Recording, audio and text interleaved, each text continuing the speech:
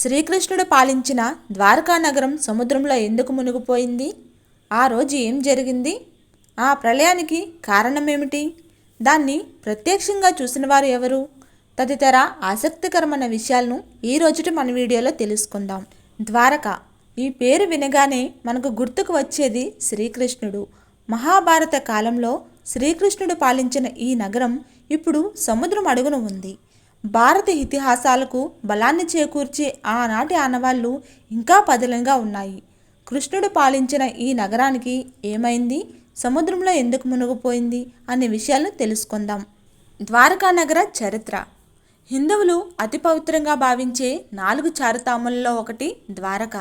ద్వారక అంటే ద్వారాలు కలది అని అర్థం.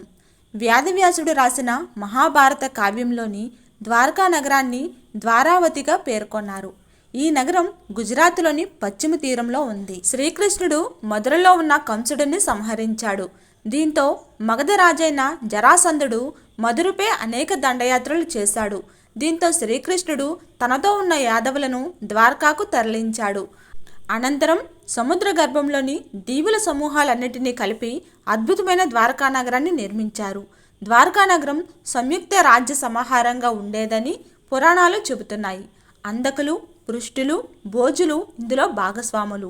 ద్వారకను పాలించిన యాదవులను దసరాస్ అంటారు. వాసుదేవ కృష్ణుడు, బలరాముడు, సాత్యకి, కృతవర్మ, ఉద్ధవుడు, అక్రూరుడు, ఉగ్రసేనుడు ద్వారకలో నివసించిన యాదవ ప్రముఖుల్లో ముఖ్యులు. ద్వారకా నగరంలో ఉండే కట్టడాలు మహా అద్భుతంగా ఉంటాయి. గోమతి నది తీరంలోని ప్రణాళికాబద్ధంగా ద్వారకా నగరాన్ని నిర్మించారు. నిర్వహణ సౌలభ్యం కోసం నగరాన్ని 6 విభాగాలు చేశారు.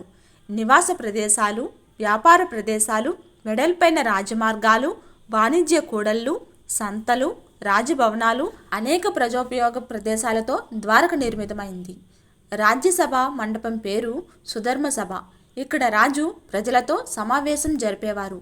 అందమైన కట్టడాలతోనే కాదు, ప్రకృతి సోయగాలతో ఈ నగరం స్వర్గాన్ని తలపించేది. సముద్ర తీరంతో ఆ ప్రాంతం ఆహ్లాదకరంగా ఉండేది. కురుక్షేత్ర యుద్ధం జరిగిన 16 సంవత్సరాల తర్వాత ఈ నగరం సముద్ర గర్భంలో కలిసిపోయింది. ధర్మాన్ని గెలిపించిన శ్రీకృష్ణుడు తన అవతారాన్ని చాలించాలని ముందుగా నిర్ణయించుకుంటాడని, తర్వాత నిర్యాణం చెందుతాడని మహాభారతంలోని మౌసల పర్వంలో ఉంది. అలాగే భాగవతంలోని ప్రథమ పర్వంలోని కృష్ణ నిర్యాణ ఘట్టం శ్రీకృష్ణుడు నిర్యాణంతో పాటు ద్వారక మునిగిన తీరును కూడా వివరిస్తుంది. పురాణాల ప్రకారం కొంతమంది మహర్షులు ద్వారకలోకి శ్రీకృష్ణుడిని దర్శించుకోవడానికి వస్తారు. అయితే అలా వచ్చిన మహర్షులను ద్వారకలోని యాదవ బాలురు ఆట పట్టించాలని అనుకుంటారు.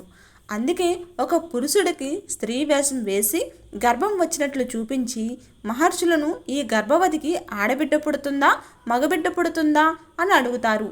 దివ్య దృష్టి కలిగిన మహర్షులు దానిని గమనించి యాదవ బాలలపై కోపగించుకుంటారు. బాలురు చేసిన పనికి కోపంతో ఊగిపోయిన మహర్షులు యాదవులు పరస్పర కలహాలతో కొట్టుకొని నాశనం అవుతారని, ద్వారక సముద్ర గర్భంలో కలుస్తుందని శాపం ఇస్తారు. మహర్షుల శాపం ప్రకారమే యాదవ వంశం కలహాలతో నాశనం అవ్వటం, దానితో పాటు ద్వారక సముద్రంలో మునిగిపోవటం జరుగుతాయి. అయితే అదే సందర్భంలోని శ్రీకృష్ణుడు తన అవతారాన్ని అడవిలో చాలిస్తాడు. అడవిలో నిద్రిస్తున్న శ్రీకృష్ణుడిపై ఓ వేటగాడు బాణం విసురుతాడు. అయితే అడవిలో ప్రవేశించిన కాలస్వరూపమైన శక్తి ప్రభావం వల్ల ఆ వేటగాడు నిద్రిస్తున్న శ్రీకృష్ణుడిని చూసి జింక అని భ్రమిస్తాడు. దాంతో తన బాణం విసిరగా అది కృష్ణుడి పాదం నుండి అరకాలిలోకి దిగుతుంది. అనంతరం శ్రీకృష్ణుడు తన అవతారాన్ని చాలిస్తాడు. అయితే అంతకు ముందే ఆదిశేషుడు అవతారమైన బలరాముడు తన అవతారాన్ని చాలించి ఉంటాడు. శ్రీకృష్ణుడు అవతారం చాలించడాన్ని చూసిన పాండవులు వెక్కి వెక్కి ఏడుస్తూ ఉంటారు. అర్జునుడు తన విద్య, బలం ఏవీ తన భావను కాపాడలేకపోయాయని బాధపడుతూ ఉంటాడు. అప్పుడు నారదుడు, వ్యాసుడు అక్కడకు వచ్చి కర్తవ్యం బోధిస్తారు. భగవానుడు ధర్మం కోసం వచ్చి తన కార్యం పూర్తి చేసి తిరిగి వెళ్ళిపోయినట్లు వివరిస్తారు. పాండవులు కూడా నిర్యాణం చెందే సమయం వచ్చిందని నారదుడు, వ్యాసుడు కర్తవ్యం బోధిస్తారు.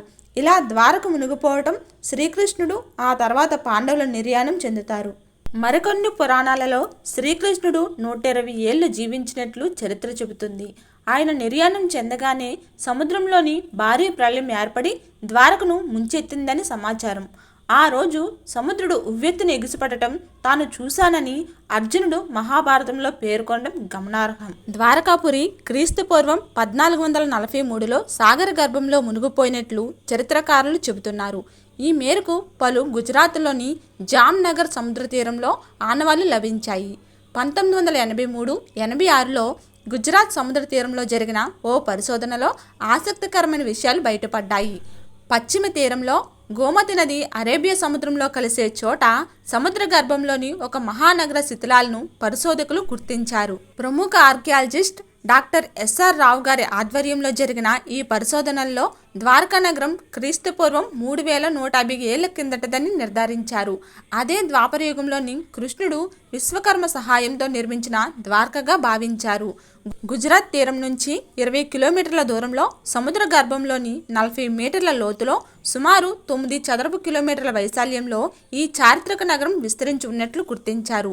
క్రమబద్ధమైన నిర్మాణాలకు సంబంధించిన రాతి కట్టడాల ఫోటోలను విడుదల చేశారు.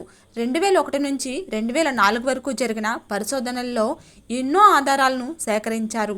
ప్రభుత్వం నిధులు విడుదల చేయకపోవడంతో పరిశోధనలు మధ్యలోనే నిలిచిపోయాయి. ఏది ఏమైనా ఓ మహోన్నత నగరం సముద్రం అడుగును ఇప్పటికీ చెక్కు చెదరకుండా ఉండటం నిజంగా అద్భుతం కదూ.